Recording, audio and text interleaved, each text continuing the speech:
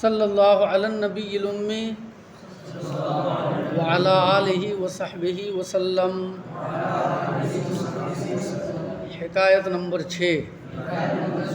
بادشاہ پارسائے را پرسید۔ ایک بادشاہ نے ایک پرہیزگار سے پوچھا کہ ہیچت ازما یاد می آید، کہ آپ کو ہماری بھی کچھ یاد آتی ہے؟ ہاں، کیا پوچھا کہ کیا آپ کو ہم لوگوں کی بھی کچھ یاد آتی ہے یا صرف اپنے میں مگن رہتے ہیں؟ گفت اس پرہیزگار نے کہا، بلے ہاں، ہرگہ خدائے عز و جل را فراموش می کنم یادت می آرم۔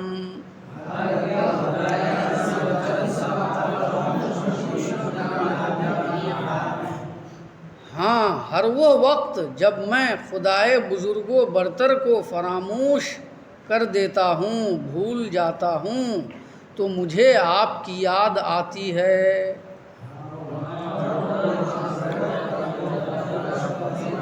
جواب کیا دیا اس نے؟ جواب یہ دیا کہ ہاں ہاں، کیوں نہیں، آپ کی یاد آتی ہے، لیکن اس وقت آتی ہے جب میں اپنے رب کے ذکر سے غافل ہو جاتا ہوں۔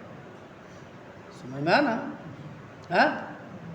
یعنی آپ کی یاد اگر ہمیں آئے تو یہ ہمارے لیے کوئی بہت اچھی چیز نہیں ہے۔ سمجھ میں نا؟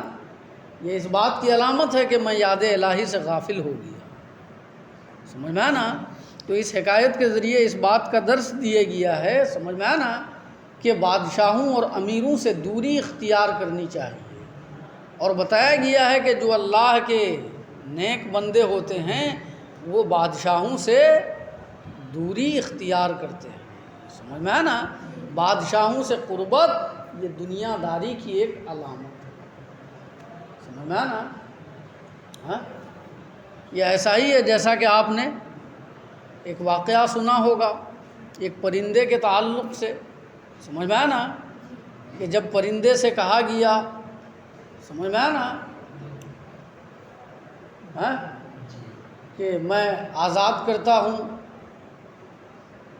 تو اس نے کہا کہ کوئی بھی پرندہ اسی وقت کسی کی قید میں پھنستا ہے جب وہ یاد الہی سے غافل ہو جاتا ہے۔ پرندے نے کیا جواب دیا کہ کوئی بھی پرندہ کسی کی قید میں تبھی پھنستا ہے، کسی کی جال میں تبھی پھنستا ہے جب وہ یاد الہی سے غافل ہو جاتا ہے۔ تو پرندے نے اڑتے وقت کہا کہ اے جنید بغدادی، میں تو صرف ایک بار یاد الہی سے غافل ہوا تو اس کی سزا مجھے یہ بھگتنی پڑی کہ ایک مدت تک میں قید میں مبتلا رہا۔ سمجھ میں آنا؟ اب اللہ کے جو بندے غفلتوں میں اپنی زندگی کو گزار دیتے ہیں ان کا کیا عالم ہوگا، آپ سمجھ سکتے ہیں۔ سمجھ میں آنا؟ تو اس حکایت سے اس بات کا درس دیا گیا ہے، سمجھ میں آنا، کہ بادشاہوں سے قربت اختیار نہیں کرنا چاہیے، ان سے دوری بنائے رکھنا چاہیے۔ سمجھ میں آنا؟ بادشاہوں سے قربت اور نزدیکی یہ دنیا داری کی ایک علامت ہے۔ بیت اسی معنی میں ایک شعر ہے، ہر سو دود آکش ز در خیش براند، وارا کے بخاند بدر کس نہ دواند۔ ہر طرف دوڑتا ہے وہ شخص جسے وہ اپنے در سے بھگا دیتا ہے۔